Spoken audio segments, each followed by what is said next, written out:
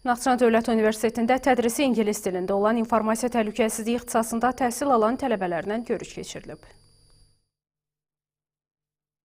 Naxçıvan Dövlət Universitetinin rektoru İlbrus İsayev universitetdə tədrisi ingilis dilində olan ixtisasların gələcək perspektivlərindən danışıb. Diqqətə çatdırılıb ki, universitetdə ali təhsilin bakalavr və magistr səviyyələrində tədrisi ingilis dilində olan ixtisaslarda təhsil alan tələbələrin gələcək iş perspektivləri daha yüksəkdir.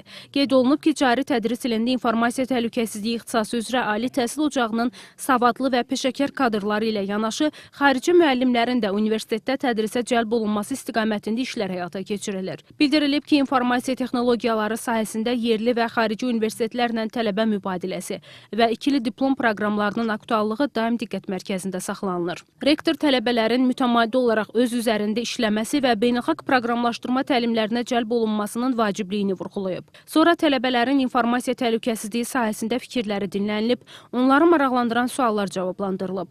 İnformasiya təhlükəsizliyi sahəsində yeni və müfəssəl bilgilərin yer aldığı xarici müəlliflərin kitabları tələbələrə hədiyyə edilib.